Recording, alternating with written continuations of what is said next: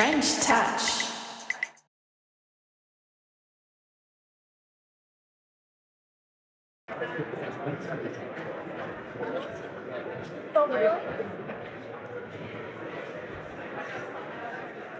Bonjour à toutes et à tous. J'espère que vous nous entendez bien. Oui, il y a des pouces levés. Très bien. Alors, avec la BPI, nous recevons ce matin la présidente fondatrice et directrice artistique de Make My Lemonade. Vous m'entendez pas? Ils en... Je sais pas quoi. Attendez, parce que Mais je le tiens là. Mais je peux pas le mettre plus haut, comme ça.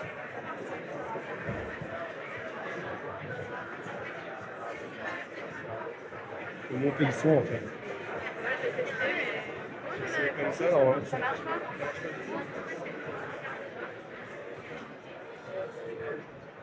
Je sais pas. Là, je parle pas en ce moment. Hein. Si vous n'entendez pas, je recommence. Alors, bonjour à toutes et à tous. Mais je peux pas être plus proche que ça. Regarde, je l'ai dans la... Bonjour à toutes et à tous. Dans le cadre de la... Vous m'entendez? Ah, super. C'est la bonne. Hein. Alors, bonjour à toutes et à tous. Avec la BPI, nous recevons ce matin la présidente fondatrice et directrice artistique de Make My Lemonade, une marque de mode française qui prône...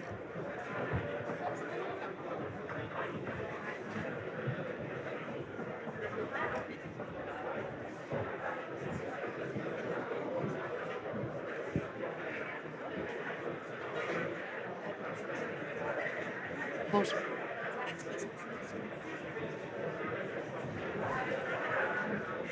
Alors, moi, je m'entends.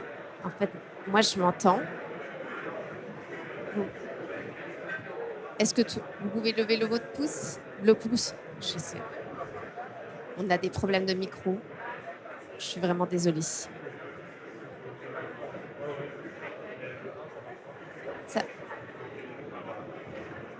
On y va. Alors, bonjour à toutes et à tous. Donc, avec la BPI, nous recevons ce matin la présidente fondatrice et directrice artistique de Make My Lemonade, une marque de mode française qui prône l'acceptation de soi et une mode pour toutes depuis 2015. Bonjour Lisa Gachet et bienvenue à cette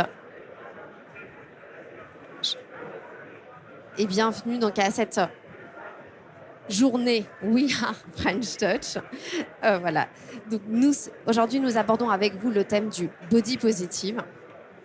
Et est-ce un fantasme ou la réalité de la mode en France?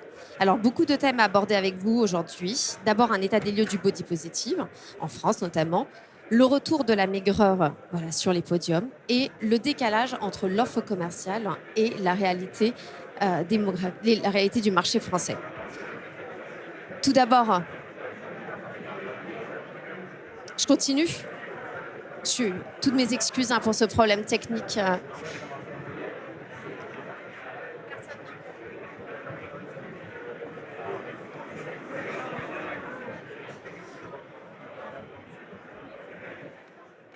On n'a plus de problème technique. On a des enceintes à l'ancienne. Ça marche toujours. Alors, bonjour à toutes et à tous. Avec la BPI, nous recevons ce matin la présidente fondatrice et directrice artistique de Make My Lemonade, une marque de mode française qui prône l'acceptation de soi et une mode ouverte à toutes depuis 2015. Bonjour Lisa Gachet et bienvenue à cette journée dédiée à la French Touch et surtout à cette table ronde sur le body positive, fantasme ou réalité de la mode. Nous avons beaucoup de thèmes à aborder avec vous aujourd'hui. D'abord, un état des lieux du body positive en France. Ensuite, le retour de la maigreur sur les podiums. Et également un décalage entre l'offre commerciale et la réalité du marché. Je vais quand même commencer par quelques chiffres. Il faut savoir que 60% des femmes françaises s'habillent en 42 ou plus. Et que 25% des femmes françaises sont concernées par le marché des vêtements grande taille. Quand on parle de marché grande taille, c'est du 48 et au-delà. Donc les chiffres sont assez éloquents. Or, on observe sur les dernières Fashion Week de septembre et octobre que l'extrême minceur reste la norme. Quelques chiffres sur le défilé aussi, seul un quart Les shows parisiens ont fait un effort de représentativité selon les données du moteur de recherche Tagwalk. Pire, si on retourne un tout petit peu en arrière, il y a 10 ans, hormis un Jean-Paul Gaultier qui faisait défiler une bête d'Ito aux rondeurs assumées, personne ne s'aventurait à montrer des filles au-delà du 36. Alors Lisa Gachet, vous qui êtes, comme on disait, une pionnière du body positive en France, comment interprétez-vous ces données? Qu'est-ce que cela veut dire? Est-ce que le bodybuilding est passé de mode? C'est très triste d'imaginer ça. Après, on peut se dire tu, non? Sûr, allez. Comme tu le disais, ces derniers défilés, il y a eu un énorme retour de la maigreur, mais peut-être que cela est dû aussi au revival des années 90 et des années 2000 où la taille basse, le crop et autres Le ventre, exactement voilà. joyeuseté des années 90 est de retour. Et malheureusement aussi l'extrême minceur. Parce que personnellement, moi j'ai grandi dans les années 90 et sur chaque page de mon Jeune et Jolie, il y avait Kate Moss. Et ça m'a fait en tout cas beaucoup de mal dans la représentativité du corps de la femme. Ça pèse de la taille zéro. Exactement. Et j'ose espérer que enfin, ce n'est vraiment que une toute petite partie, ce retour de l'extrême minceur. Alors, ce qui est intéressant aussi de voir voilà, sur ce qu'on a vu sur le défilé, c'est qu'effectivement, il y a de nouvelles têtes de mannequins dites curvy qui aujourd'hui défilent, mais ce sont toujours les mêmes. Et généralement, c'est une silhouette curvy pour un show. Et on alterne entre des filles comme Paloma Alcesser, Precious Lee, Ashley Graham. Comme si, en fait, il n'y en avait pas d'autres. Voilà. Et alors que vous, chez Meg Lemonade, il y a un panel quand même de filles, il y a une vraie représentativité des femmes, et il y a un panel de filles dites curvy, voilà, qui est assez large. Donc, pourquoi, en fait, les agences manquent de mannequins rondes ou comment vous les déniez chez vous? Où est-ce que vous allez chercher?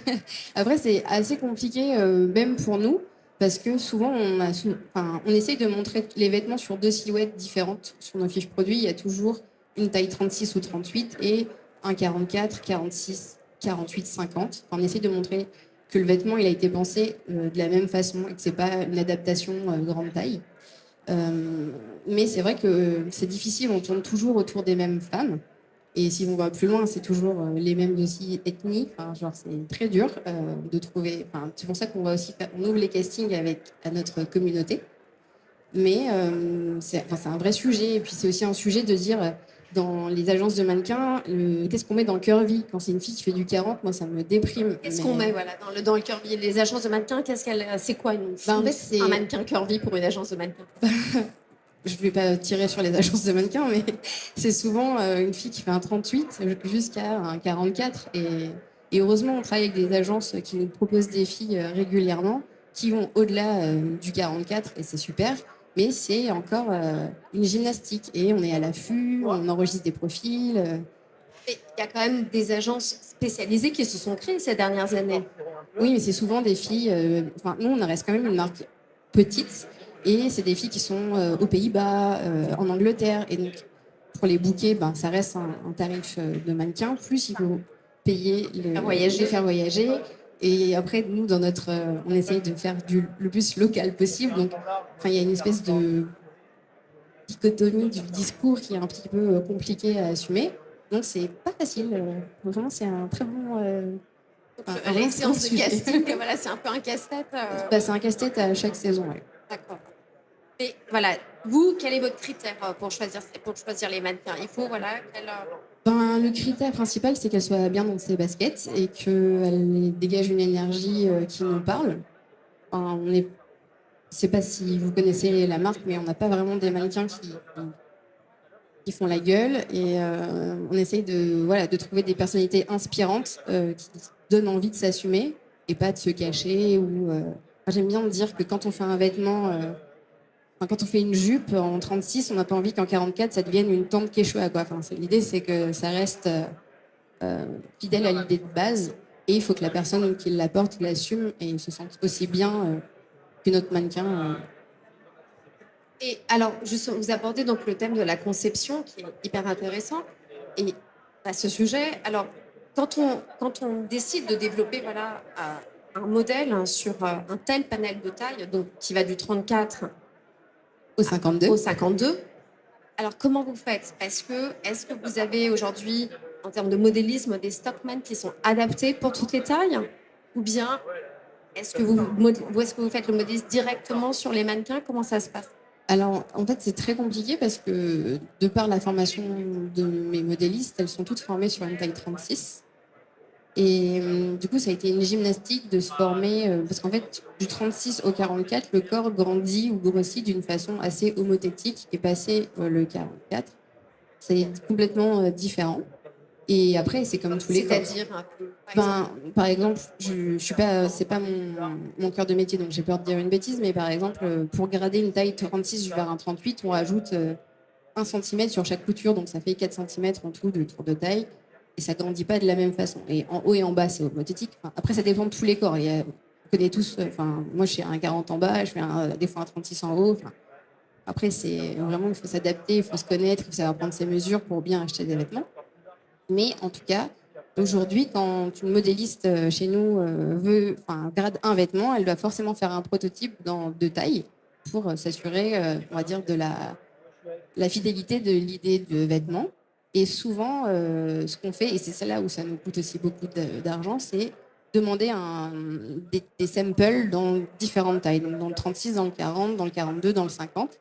Et pendant les shootings, on fait les essayages et on réajuste pour la production. Mais ça, on est très agile. C'est pas, euh, on peut shooter une collection pendant que la production est en cours, donc il faut être très réactif. Et donc, à votre avis, c'est quoi? C'est donc des raisons essentiellement financières. C'est pour ça que les marques, la majorité des marques, parce que quand même, il faut se dire que donc on a dit tout à l'heure que les femmes françaises se placent majoritairement du côté d'un 40 ou d'un 42. Mais pourtant, on a l'impression que quand on met les pieds dans une boutique ou voilà, dans un grand magasin, eh bien, voilà, cette partie des femmes est complètement ignorée. Alors, qu'est-ce qui se passe chez les marques? En fait, c'est des raisons financières. Ça leur coûte trop cher de développer des patrons. Non, je pense pas que ça coûte trop cher parce que sinon on est capable de le faire et qu'on ait une petite marque, des grands groupes avec des écoles plus solides et des équipes en interne, on est plus que capable de le réaliser. Mais je pense que c'est plus une question de rentabilité. C'est pas financier, c'est pas. Puis souvent, un vêtement, on va dire en 52, va utiliser plus de tissu qu'un vêtement en 36. Et malheureusement, dans pas mal d'enseignes, les grandes tailles, le prix est impacté. C'est 5 euros plus cher. Quand même. Pour les enfants. Ouais, c'est déconnant.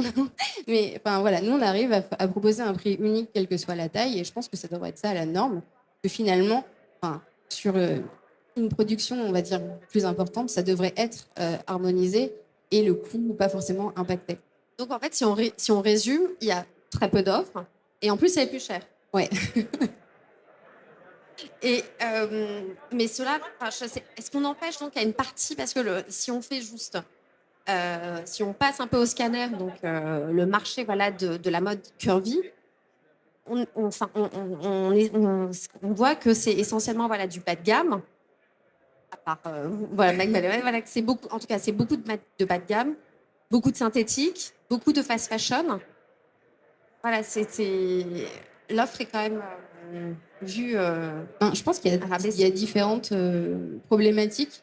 Souvent, les tailles, enfin les marques qui font des grandes tailles ou qui s'essayent ont toujours peur d'avoir du stock sur les bras en se disant mais ça, je le vendrai pas. Et en fait, je pense que au-delà si on fait la démarche de faire une production au-delà du 44, il faut aussi représenter et montrer des femmes qui portent ces pièces-là, parce que souvent, les consommatrices qui font ces tailles s'interdisent de s'acheter des beaux vêtements en se disant j'achèterai cette pièce qui me plaît vraiment quand j'aurai perdu du poids. Et en fait, on les maintient dans une espèce de moment de vie transitoire, alors que c'est maintenant qu'il faut se taper, il faut arrêter de projeter une image de soi qu'on n'est pas sûr d'atteindre. Et en fait, c'est ce qu'on essaie de faire. Le régime. Ouais, exactement. Mais en fait, c'est beaucoup plus simple de travailler sur on va dire la peur et l'inaccessibilité en montrant des filles très minces que en proposant, on va dire, on aurait tout à gagner à représenter des femmes qui font réellement un 42. Il y a aussi, chez Make My Lemonade, vous développez pas mal les accessoires. Et Alors, quand on fait du 42, par exemple, c'est parti, voilà, On peut dire en chaussures. en chaussures, oui. Oui, En non, taille, voilà. on va jusqu'au 42, mais on peut faire mieux. Je pense qu'on peut aller au-delà. Souvent, les grandes tailles, comme à l'inverse, les toutes petites, c'est les premières qui partent. Après, comme tout, nos productions, nos vêtements, la taille qu'on va vendre le plus, c'est un 38. Donc, fatalement, enfin, je parle en vêtements, mais aussi en chaussures, on essaye d'adapter la production. Et en fait, on a trouvé un système qui est pas mal sur nos fiches produits, c'est qu'on peut s'abonner aux alertes stock. Et ça nous permet de mieux adapter nos productions sur les prochaines collections. Et je pense à ça parce qu'on est loin d'être parfait et on a une paire de bottes en ce moment assez haute et certains mollets forts ne le rentrent pas. Donc on est en train de travailler sur un système qui soit esthétique et sans forcément avec un gros élastique pour voilà, pour répondre à ce genre de Chausser, problématique. toutes les femmes. Exactement, Voilà. à toutes, à le plus possible. Tout à fait. Donc on a vu donc effectivement le prêt-à-porter, tout ce qui est aussi marché du soulier. Voilà, mais à part, en tout cas, mais à part Mike Malais-Monette, c'est un peu le désert quand même. Non, c'est pas le désert. Il y a des super marques comme Esther Manas, il y a Almé aussi. Après, je sais pas, mais en tout cas, celle qu'on regarde. Il me semble qu'il y a une marque aussi qui a été financée par la BPI qui s'appelle Oui, Bonnie on en a parlé. Tess. Non, je l'ai. C'est très peu. C'est très peu. C'est vrai que. Si on regarde les chiffres dont je parlais tout à l'heure, 25% des... Mais il n'y a pas besoin d'être spécialisé en fait. Si on sait faire un vêtement en 36, on saura le faire en 48. Il faut juste prendre le risque. Mais concernant la gestion des stocks, aujourd'hui, la technologie permet quand même voilà, l'intelligence artificielle permet justement d'avoir un œil, une visibilité. Oui, il y a différents systèmes aussi. Il y a des applications qu'on peut plugger sur son e-commerce. Je pense à Fittle qu'on envisage où on rentre ses mensurations. On dit quel pantalon on a acheté dans une autre taille, enfin, quelle taille on l'a acheté. Ça nous propose avec nos grilles de taille la taille idéale pour son corps. Ça, c'est de l'intelligence artificielle, mais nous, on a un système qui est quand même assez éprouvé. Je te parlais des alertes stock, mais on a aussi le pré-order où en fait, on présente une pièce et on a une campagne de pré-vente pendant une dizaine de jours et en fait, on ne produit qu'à la demande. Et en fait, ça nous permet aussi d'avoir, on va dire, des chiffres pour coller au mieux à nos productions. Tous ces garde-fous peuvent sauter finalement. Mais complètement. Concrètement et complètement. C'est ça. C'est très concret, en tout cas. Alors, vous êtes en ligne, mais vous avez aussi une boutique à Paris, dans le 10e. Non. Comment vous faites Ça fait un. Je crois que c'est. Cette offre aussi riche et large en Non, termes ça, de c'est taille. la- Est-ce qu'il ça, existe c'est des stocks? Là, c'est la caméra, c'est les micros internes de la caméra. Rien. Non, aujourd'hui, on ne présente pas. On n'a que des mannequins en taille 38. C'est pas des Stockman, c'est une autre marque. Et en fait, on a c'est très beau. Et on aimerait avoir dans la même gamme des mannequins au-delà du 44 pour voir une vraie différence, en tout cas sur. On voit deux vêtements sur deux morphologies différentes. Et par exemple, un mannequin, ça va coûter 250 euros. Et si on veut faire le même mannequin, Combien ça coûte? ça coûte 3000 euros. Ouais, sur mesure. Donc c'est assez fou. Et on nous C'est-à-dire que c'est propose. 10 fois le point plus. Ouais. Et on nous propose des alternatives comme, mais oui, on en a fait des grandes tailles, mais c'est plus pour de la technique ou des vêtements de sport, donc vous pouvez mixer les deux. Bah, non, en fait, c'est toujours au détriment du style, encore une fois, on nous propose des solutions. Alors, donc si on résume, la cliente doit Alors, être enfin voilà, doit avoir un portefeuille garni et pareil la marque aussi, parce que quand même pour Ouais. pouvoir. Après, dans se la faire- boutique, on se permet de pouvoir mettre un 34 et un 52 côte à côte. Et le discours de nos vendeuses est d'aller à la rencontre des clientes et de leur dire que toutes les tailles ne sont pas exposées. Et finalement, quand on en a 10, c'est difficile de tout montrer. Mais l'exercice est difficile pour les femmes d'aller demander leur taille encore. Mais vous êtes d'accord avec moi que le marché voilà de la mode curvy voilà se porte bien. Vous, votre marque, elle marche très bien. Vous avez lancé votre ligne de déco pour la maison. Vous avez fait une très belle capsule pour Monoprix au printemps dernier. Donc voilà, donc Non, Il y a une c'est réalité possible. économique. Et d'ailleurs, avec Monoprix, c'était une des prérogatives pour la collaboration. On leur a dit oui, mais on va jusqu'au 52. Et en fait, ils sont capables de le faire. Donc, c'est à notre échelle, on essaye de montrer que. Poursuivi depuis, vous avez vérifié. Je vais vérifier. En tout cas, ils savent le faire. C'est juste une gymnastique. C'est une gymnastique. Et en fait, je pense que le plus important pour les marques qui se posent la question, ça va pas se faire tout de suite. Parce que la première saison, on va montrer des femmes avec des corps différents. Mais il faut que la réalité, elle suive derrière. Il faut que si on présente une femme en 44, quand on va en magasin, il faut que la taille y soit. Ce soit pas juste un washing de plus. Et C'est une surtout, question d'image, quoi. Voilà. c'est pas juste une question d'image. Et surtout, je pense que ce qui est important d'avoir en tête, c'est qu'une saison, c'est du washing. Et plus on va le faire, plus l'exercice va prendre. Et c'est pas pour autant qu'on va devenir une marque spécialisée grande taille. On va gagner en authenticité par la répétition. Et donc, alors, voilà, vous avez fait avec Monoprix, ils ont posé aucun. Si, ils ont posé des conditions. Parce qu'en fait, c'est plus d'achat, d'étaler une gamme sur 10 tailles. Donc, leur enveloppe d'achat était plus grande. Donc j'ai dû annuler d'autres modèles pour pouvoir faire jusqu'au du 52. Et quelles sont les tailles qui se vendent le plus chez Meg Lemonade, Le 38. finalement? Oui, Mais l'idée, c'est de parler à tout le monde. Oui, mais après, c'est qu'un chiffre. Enfin, après, la marque, elle est incarnée. Je fais un 38. Enfin, je vais pas me. Enfin, voilà. Donc voilà, donc le marché existe, c'est juste une absurdité, voilà, de pas s'y mettre. On a vu que voilà, d'un point de vue technique, c'est tout à fait réalisable. Mais est-ce que dans l'apprentissage, voilà, parce que vous avez fait une école de mode, vous, Lisa, vous avez fait l'école de Perret. Oui. Est-ce que en école, dans les écoles de mode, on apprend aux futurs designers, aux futurs créateurs, voilà, de se projeter sur des corps qui font autre que du 38 ou du 36? Moi, j'ai eu mon diplôme en 2009. Mais pour resituer, 2009, il n'y avait pas Pinterest, il n'y avait pas Tumblr, il y avait juste un CDI. Pas les réseaux sociaux. Et j'avais le CDI avec un appareil photo publicitaire et je faisais des photos des livres. Donc, depuis, il y a eu genre, le Big Bang sur on va dire, l'inspiration et l'évolution des mentalités. Et je pense que la génération qui arrive et qui s'inscrit à Dupéré est bien plus ouverte et réveillée sur le sujet. Et j'espère que depuis le temps, Dupéré apprend à grader des vêtements au-delà du 36. Mais en tout cas, moi, à l'époque, non, c'était une réalité. Parce que c'est de quoi on vous disait que les vêtements ne tombent bien que sur un 36? C'était même pas un sujet, c'était ancré en fait. C'était comme ça. Culture. C'était la culture, c'était aussi une époque où le Saint Graal, c'était d'aller faire son stage dans une maison de couture. Et encore une fois, comme tu le disais, il n'y avait que Jean-Paul Gaultier pour montrer des vêtements sur des corps différents. Donc, je ne veux pas revenir sur quelque chose que je ne peux pas changer, mais en tout cas, à l'époque, c'était une réalité et on ne disait pas qu'une autre voie était possible.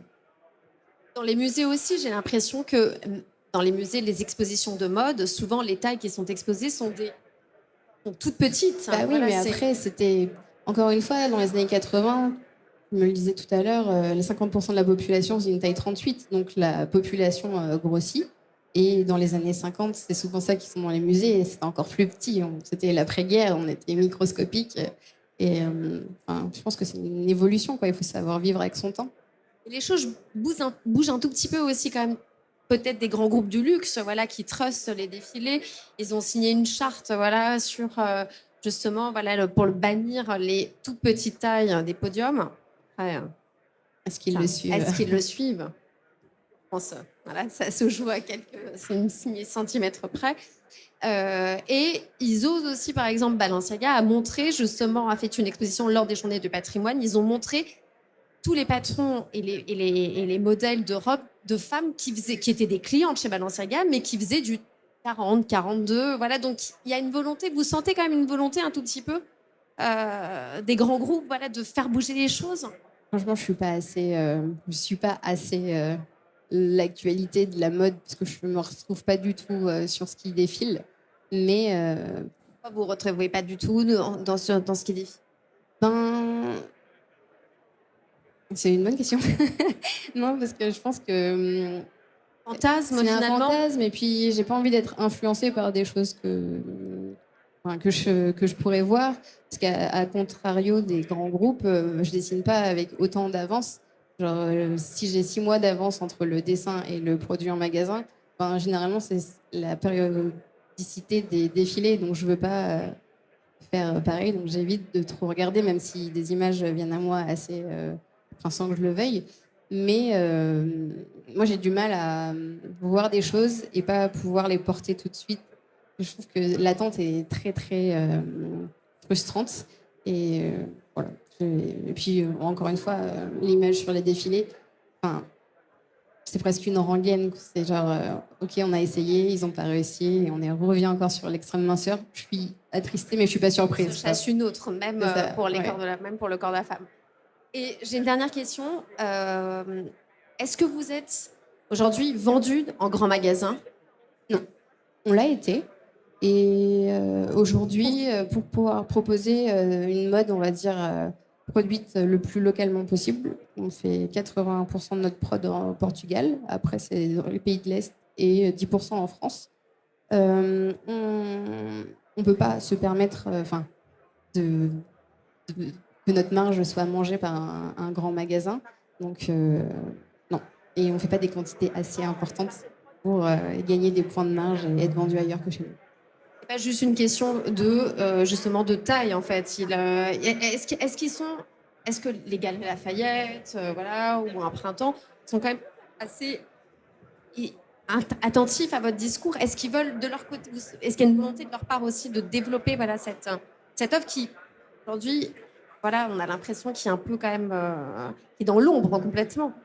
Je sais pas, pour les printemps ou les galeries, on avait été distribué au Bon Marché ou au BHV, et c'était nos propres stands, donc c'était un peu nos propres règles où on fournissait avec nos propres vêtements, enfin nos propres évidemment vêtements, mais notre propre staff et notre propre discours de vente.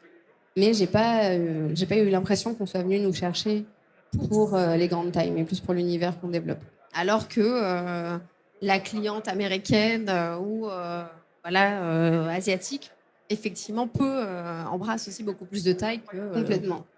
D'ailleurs, on a une cliente américaine hier qui est venue et qui a acheté 17 produits, donc c'était génial. Donc clairement, il y a un marché. De grandes consommatrices de Ouais. mode. Bon.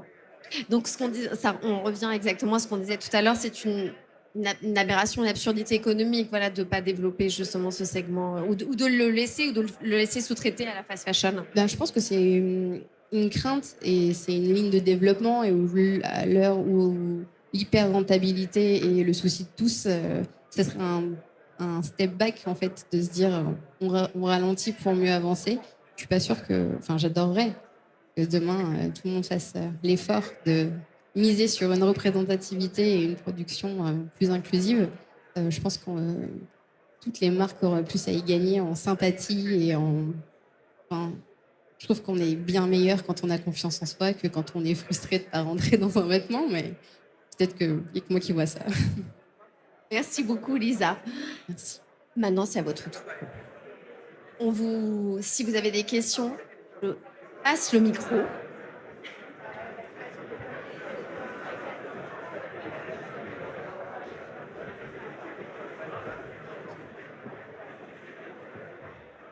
Merci pour cet échange.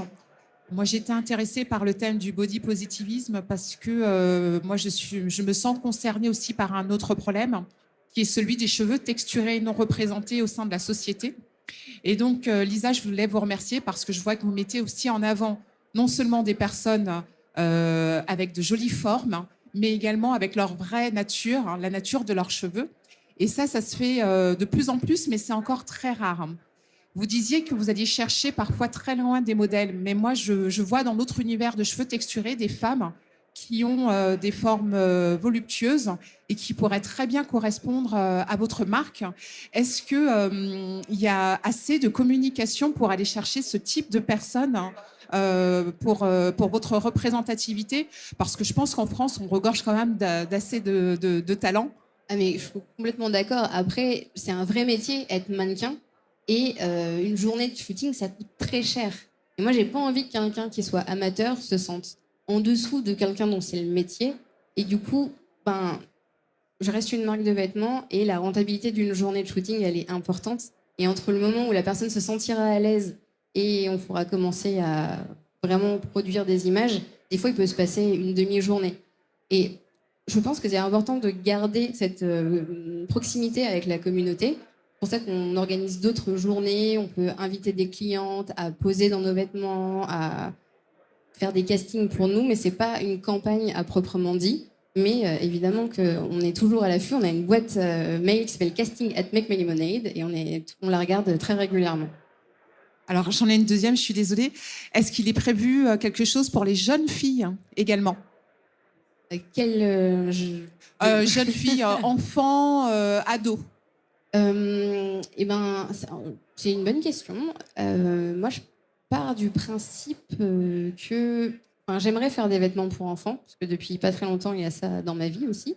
Mais c'est vrai que c'est difficile de faire une production de vêtements pour enfants ou pour jeunes personnes qui grandissent vite et de mettre le prix de... moi, en tant que mère, j'ai du mal à mettre plus de 40 € dans un vêtement quand je sais qu'elle va porter 5 fois. Donc, c'est difficile. Et j'aimerais dire, oui, j'adorerais faire mieux pour les plus jeunes, mais j'ai pas encore craqué le système. D'accord, merci.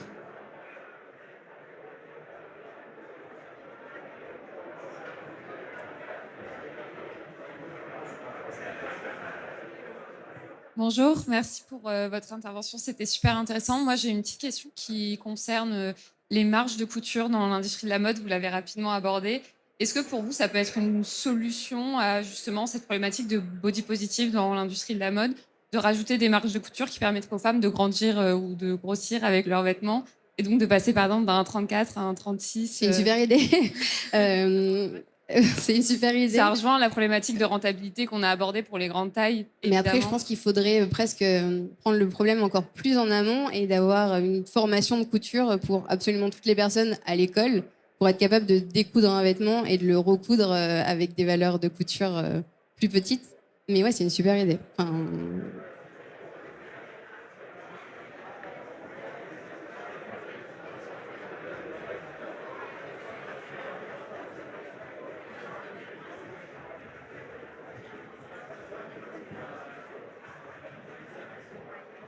Moi, j'ai une question sur la production. Vous avez dit que vous travaillez beaucoup en précommande, mais vous ne faites pas que ça. Et je voulais avoir un peu plus de détails sur comment vous fonctionnez entre la précommande et la production classique, on va dire. Aussi dans la production classique des grandes tailles. Est-ce que les produits que vous produisez pas en précommande, vous arrivez à les vendre aussi rapidement que les petites tailles ou pas? Comment vous équilibrez ça? Voilà. Alors, la production des vêtements, si je savais d'entrée de jeu combien j'allais en vendre, je serais très riche. Mais c'est difficile de lire l'avenir et de lire l'avenir aussi dans un vêtement parce que à un instant T, ça peut être la couleur, la coupe, la personne qui le porte qui va faire déclencher l'achat. Et ça, je ne sais pas à l'avenir. Mais souvent, la précommande, on la déclenche quand, dans les 2 premiers jours, on est sold out sur la pièce. On se dit, voilà, on s'est raté sur les achats. On va la relancer. Donc, on interroge nos ateliers pour savoir en combien de temps ils sont capables de le faire. Parce que on ne peut pas vendre un vêtement avec une date non plus trop longue. On ne fabrique pas des meubles. Si, non. Mais on a besoin d'avoir une temporalité assez courte.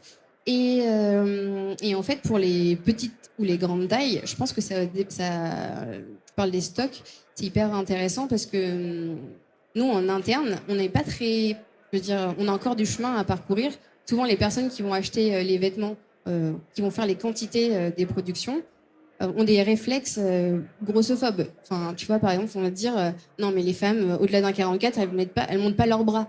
Je me dis, t'es qui pour dire ça? En fait, tu sais pas. Enfin, si on leur montre pas, même par qu'elles ont rapport le au droit. modèle, ils vont se dire une personne grosse va jamais acheter ça. Et en fait, oui. des fois, il y a des pièces qui sont toujours en stock, pas parce que c'était pas un mauvais modèle, c'est juste qu'on n'a pas montré la bonne personne à l'intérieur. Donc c'est vraiment une dynamique de représentativité qui fera que le modèle à la fin part. En tout cas, la précommande, c'est comment dire, ça peut être tous les trimestres chez nous sur 1 ou 2 modèles et ça nous aide justement, on prend la grille de taille qu'on a vendue et on arrive avec d'autres coefficients à la calquer sur la production des pièces similaires. Moi, je ne te dis pas, j'ai vendu un body 500 pièces, et ben je prends ce ratio de 500 divisé par le nombre de tailles et je le mets sur toutes mes prochaines productions de body. Enfin, c'est très concret là, je viens de te donner, mais voilà. Ok, merci beaucoup.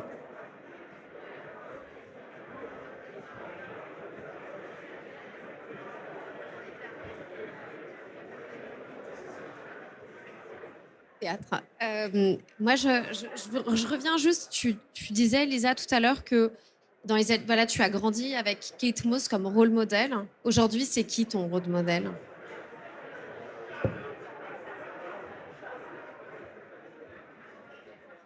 C'est pas facile. Dans rôle modèle, je veux dire, comme femme qui m'inspire, à qui j'ai envie de ressembler. La carrière aussi. Peut t'influencer d'une manière ou d'une autre. C'est très compliqué comme question, mais une que j'adore, c'est Ashley Graham dont tu parlais. Mais sinon, en carrière, Mannequin curvy. Je regarde bien le couple d'Esther Manas aussi. Je trouve que c'est très cool ce qu'ils font. Est-ce que vous connaissez Esther Manas, hein, la marque voilà, Mais sinon, non, j'essaye de tracer mon propre chemin. Bravo, en tout cas. Et on va peut-être commenter juste l'actualité. Il y a quelques jours, il y a eu l'élection de Miss Univers. Et donc, parmi les candidates, il y avait Miss Népal, donc, qui était la première femme curvy. Voilà, quand vous assistez à ce genre d'événement, quand vous recevez cette information, voilà, quelle est votre réaction? Il était temps. 2023, la première. 2023. Il était temps et c'est bien. Enfin, j'espère que ça fera des petits. Des petites, surtout. Est-ce qu'il y a une dernière question pour Lisa? Eh bien, Lisa, merci beaucoup. Merci de ton temps. Merci de cet échange. Longue vie à Make My Lemonade.